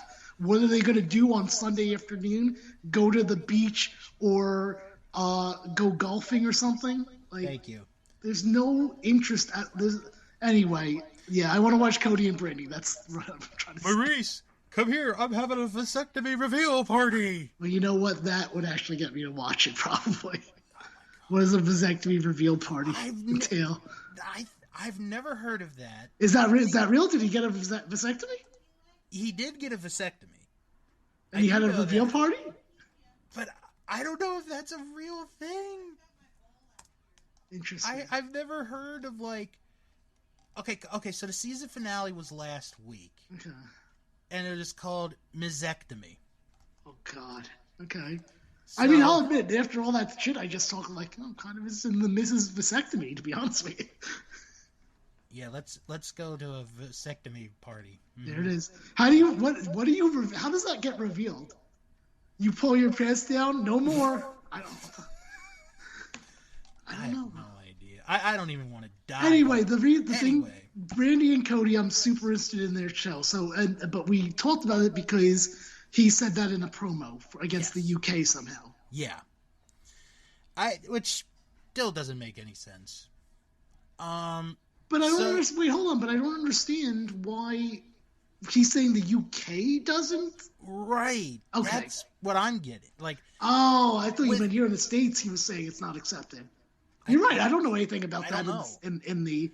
Some places don't. Certainly. You know what it might be? Now that I'm thinking of it, and this is on topic, folks. Yes. He might have been referring to Prince Harry and Meghan Markle. Oh. With that whole situation. Maybe. Because, they did the whole Oprah interview. Yep. And, it became a big thing. It became a big thing here in the U.S. In the UK, it was like, whatever. Right. And then when Harry's grandfather died, I remember, like, very briefly, somebody was like, I wonder if Megan's going to go to the funeral. And I was like, no, she's not. She's pregnant. There's no way they'd let a pregnant woman fly from wherever they are living in to England. There's just no way. Mm-hmm. So, I gotcha. Yeah. But as far as the match, I've actually never seen Anthony Ogogo wrestle except against jobbers. So I'm kind of interested to see how he does in this match. I also think it's very interesting that he's the one fighting Cody, considering I thought it was QT Marshall's stable, and QT Marshall already fought Cody. Yeah. Maybe QT's like, look, I'm going to win this battle royal. I'm going to be the next world champion. Just take care of Cody. What did Ogogo say in response to Cody's promo, or did he not say anything yet? Maybe that's this Friday. For all I know. I don't know. I would have just said, if I was him, I was like, where were you on January 6th of this year? Mr. White Texas man. He's from Texas, right? Or no? Cody? Yeah. Yeah, Mr. White Texas man. Mm-hmm. And then... I'd love for... That'd be so funny if this... Again, this is airing before the Dynamite episode. If Ogogo just took his time to just bash Texas. It's so funny. And then once Cody said that he was going to be the American Dream for one night, it's like, okay, he's going over. He's winning this. Oh, okay, you got Cody, okay. I can't, unless something happens, Cody is going to win that match. Well, clearly my Arn Anderson thing didn't play out from Blood and Guts, because he's with Cody, apparently. I think Ogogo wins. I think there's something to be said, again, that QT Marshall already fought Cody, and I believe lost, if I remember correctly. Right, QT lost, yeah. When I thought he was the leader.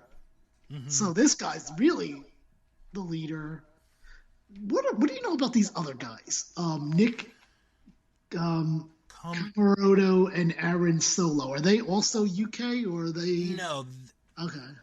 Aaron Solo was engaged to Bailey at one point, and then they broke up earlier this year. Okay.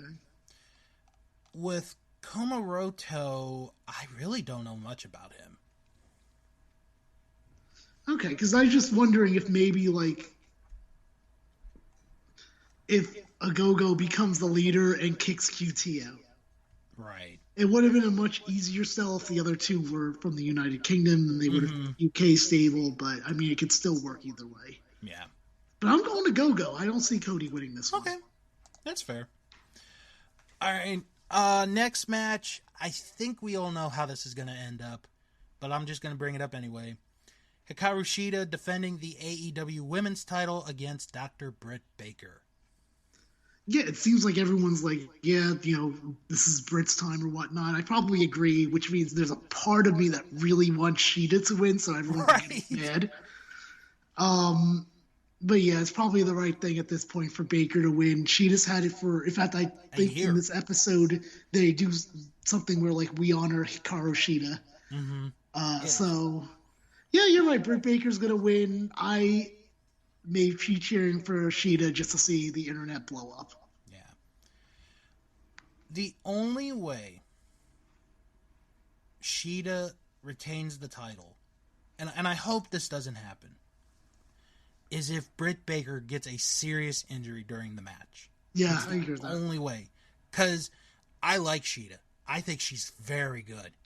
But Britt Baker has probably been, as far as a complete package, the most improved wrestler in the last year. Who, Baker? Yeah. I agree with that.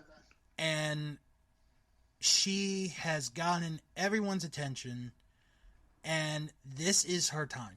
She has been kind of, from the day this company began, was kind of promoted as the face of the women's division. And it took a little while to get there, but I do believe this is her time. Yeah. So. And also, can I just point out that I feel like they've done a better job probably in the last 6 months with their women's division. Mm-hmm.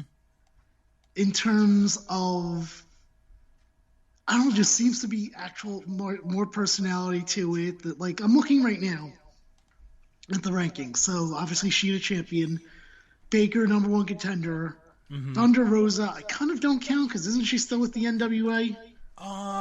Yeah. I don't know why they keep having her on here, but then you have Conti. She is someone that they feel like they've been pushing. She's 12-3 according to this thing. Wow. Then Nyla, who has been a staple since their beginning. And then we have here Red Velvet. I'm actually surprised she's there because I figured Jade Cargill would have had more wins than her at this point. But that's another one, Jade Cargill. That's someone else rising up, I believe. So, actually, the Jade Cargill situation, isn't she looking for a manager? What's going on with that? Yeah, she's looking for a manager, and the managers so far are like, I'll be your manager, but I want X amount of money, like 10% of your money, and it's basically like, it's so weird because she's like, I'm listening to everyone's offer, but I'm my own person. So then you don't need a manager. Right, and also, even if she was, how much lower do you want the manager to go? 10% is pretty low. You only go 1%. Mm-hmm. But here's if they do go like, oh, she's going to have a manager, I do think that it should be Vicky Guerrero, who I believe is still there, right? Yeah, she's still there. And immediately that gets her into a feud with Nyla because Nyla's pissed and Nyla goes good, and then Jade Cargill moves up the ranks. Yeah. That's what I'd like to see happen. What happened to Anna Jay? Well, she's another one that, like, another personality. She injured, like, her shoulder or something, and she's going to be out for almost a year. Oh, God. As of, like, the last month she did this? No, this was a few months ago. Oh, so she only has a few months left, then? Hold on, let me look up when she... While you do that, basically my point that I'm trying to make here is, like, I can already see a couple of more than one women's feud, whereas I don't think I could have said that more than 6 months ago. You can always go back to, you could have Brit, fight. You could have her fight Conti eventually. That would be good. Build that up right. You could also, when Anna Jay comes back, her and Conti were doing something, and then they're not now for some reason, but you can also have them either feud or team together, like they were. I don't know, I just feel like there's a lot that they could do that is getting overlooked here. She was injured in February of 2021, Anna Jay, while training for a match. Okay.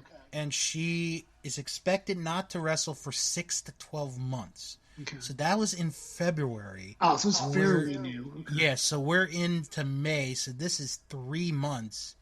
So yeah, we're not going to see her for a while. But which is a shame, because I was starting to like her. Yeah. So I'm looking at some of the people on their women's roster here, and I love the fact that they still have Blossom Kong on here. It's so fun. Yeah. When the hell was she even on last? Forever. But, I mean, Allie, I feel like could be used more for sure. Mm-hmm. They have Chris Statlander, too. I'm not a huge fan myself, but she seems to be someone people like. Yeah, and she just came back, like a month ago. She's another one where it's like it's listed here, the galaxy's greatest alien. What makes you an alien? I don't understand. Penelope Ford, you can always start pushing her again. Yep. Rio's still here. I don't know why. Anyway, my point is, do you agree or no? Like, there's more feuds that you could do if you wanted to than there was 6 months ago. Oh, definitely. Yeah.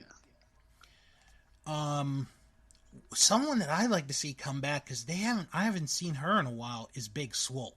Yes, that's right. I missed her on there. Yeah. Is she injured or no? No. Not that I know of. All right, she just hasn't been on. Okay. Yeah. All right, ready for the last match here? Yep, the main event. A 3-way match for the AEW World Title. Kenny Omega defending against Orange Cassidy and Pac. Okay, so I guess my first question to you is, how do you feel about a triple threat match? Because I wasn't a fan of it when they first did it, for sure. I always say it depends on the three people that are involved.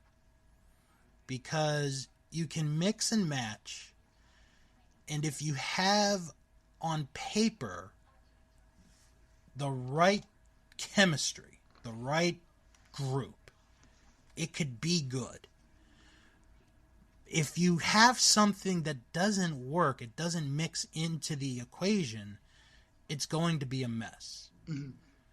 Here, I actually like this match because you have Kenny Omega, who most people whose name is not Jim Ross would say is the best wrestler in the world today. Right. You have Pac, who, since basically he's been in AEW, has been a legitimate threat. And the wild card in all of this is Orange Cassidy. And the way that Omega did that promo on Orange Cassidy at Blood and Guts made me think, there's an outside chance that Orange could win, and they're making me believe that Orange Cassidy could win if, in the right circumstance. Right. I don't know, like, I'm definitely more for it now than I was a few weeks ago. Mm-hmm. I think it's because I was like, okay, I honestly don't know who's going to win this. Like, I almost feel like I know a lot of people are going to say, but it's the right ending. I feel like almost the worst ending would be like just Kenny Omega pins Orange Cassidy, that's it. Mm-hmm. Because then why couldn't you do that in a regular one-on-one match? Why was there a need for a triple threat match? But it probably is also the right thing to do, because I don't know if anyone's calling for Kenny to lose the title right now either. Yeah. But maybe it's going to be a case where Kenny pins Pac, and then Orange Cassidy gets a shot down the line. I mean, if we look at the rankings... Yeah, let's see who's up. Yeah, Orange Cassidy is ranked number 1. Right. And Pac is number 2. So, okay, so let's by the way, who's ranked number 5? Brian Cage. So it's actually not that unheard of at all. Now that I'm even looking at all the stuff I said earlier, you could still do it even earlier now. Yeah. Okay, so let's say that Pac is pinned. Yeah. Orange Cassidy would technically still be the number 1 contender. See, you don't think it would count as a loss for him, though, too? I mean, it probably would in the record, but he could say, you never pinned me. Right, okay, I got you. I'll tell you one thing. I know, basically, just looking at these rankings right now, I'll tell you who it shouldn't be, even though I know a lot of people like it, but definitely I'm very good for, unless you think of a way to get this done, I'm good for probably at least this whole year without seeing Omega versus Moxley again. Yeah, the only time I would want to see it is if it's like a non-title match and it's like some stipulation, like a cage match or something weird. Like, I mean, if you want to have an explosive mind match, I mean, I'd be okay with that. Right. Yeah, because I think Moxley is done in a title match situation. Right.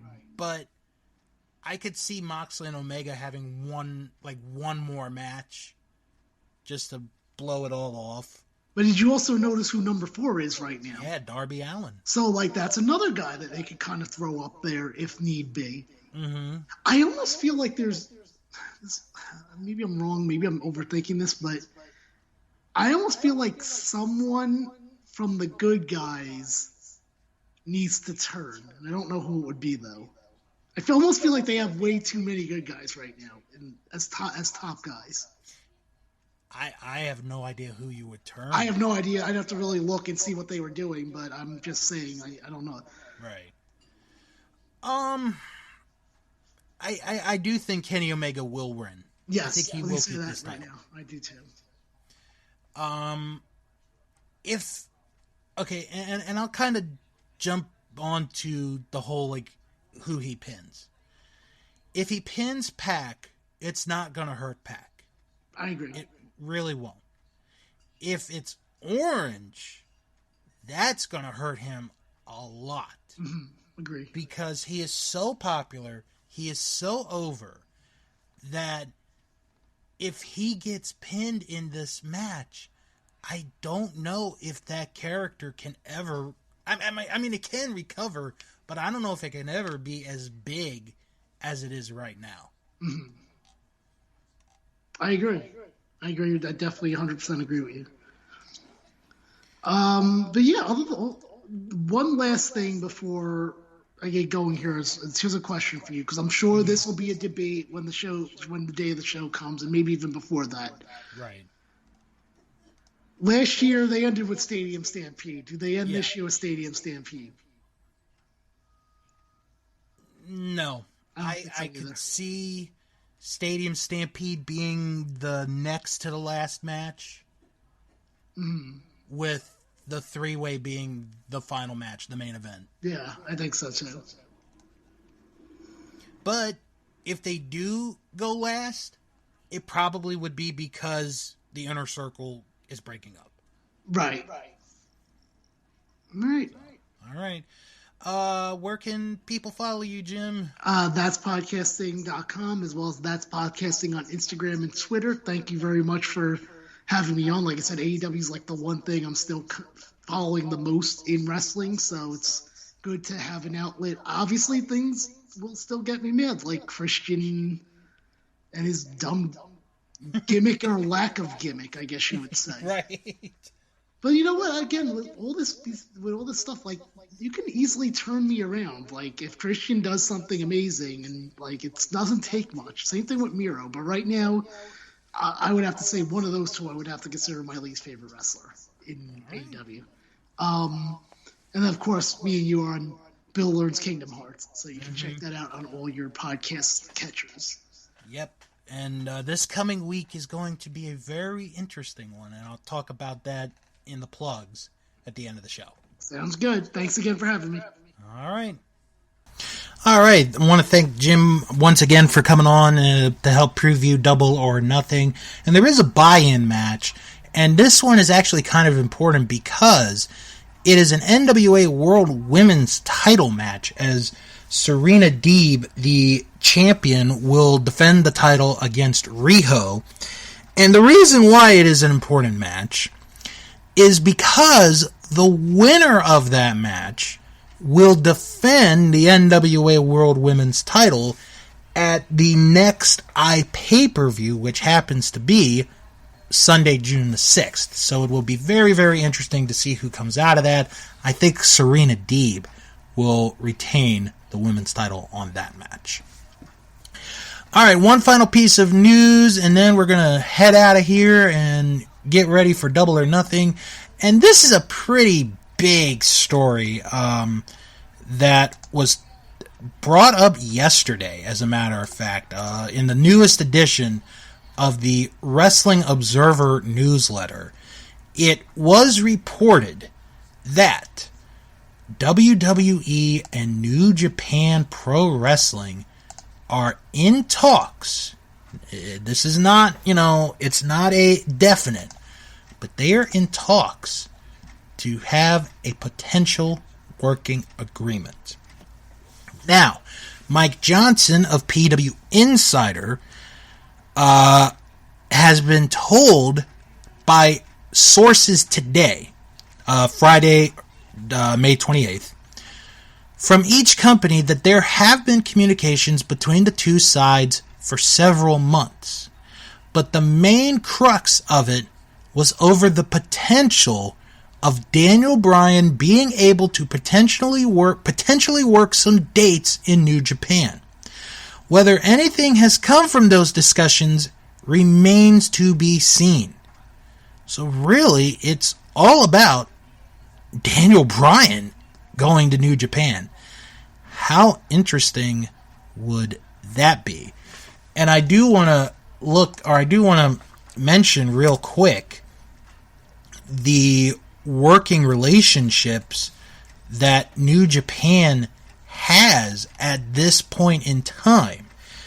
So they right now have working relationships with CMLL, Game Changer Wrestling, Major League Wrestling, Stardom, well, because Stardom and New Japan are owned by the parent company, Impact, United Wrestling Network, Ring of Honor, AEW, and Revolution Pro Wrestling.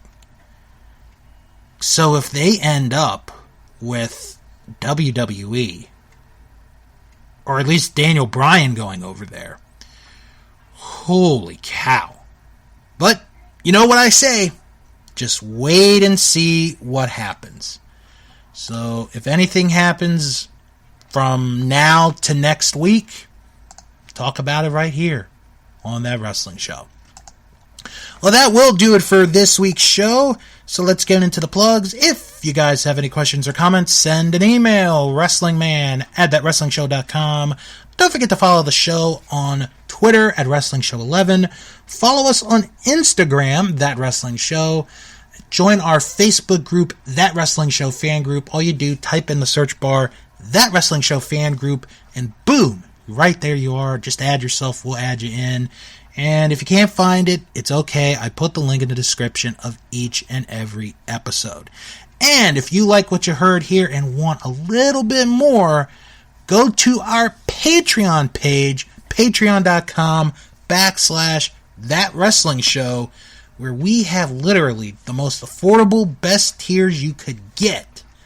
With our highest tier being $3, and at $3, you get first-hand reviews of the pay-per-views within 24 hours after they have happened. So check it out, patreon.com/That Wrestling Show. Now to plug our friends and other podcasts that we check out. Check out our Vantage Point, the Retro Wrestling Podcast with Joe Murata and Michael Quinn.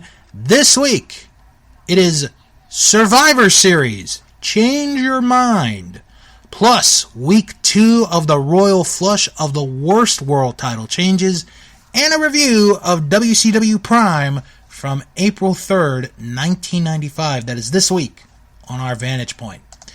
Also, check out Greetings from Allentown with Peter Winson. He watches an episode of professional wrestling each and every week in his own unique way. This week, well, it could be a two-parter, could be a three-parter, who knows? But he will review the very first Saturday night's main event, May 11th, 1985. Well, at least part one of it. There's a lot to it. I've seen this episode. It's a really good episode, but check it out anyway on Greetings from Allentown. Also, check out Juice Pro Wrestling, where this week they interview Shane Saber as he discusses wrestling, hiking, what Canada has been like during the pandemic, and much more. That is this week on Juice Pro Wrestling. And I do want to mention the 24-inch podcast, which goes over the career of the one and only Hulk Hogan.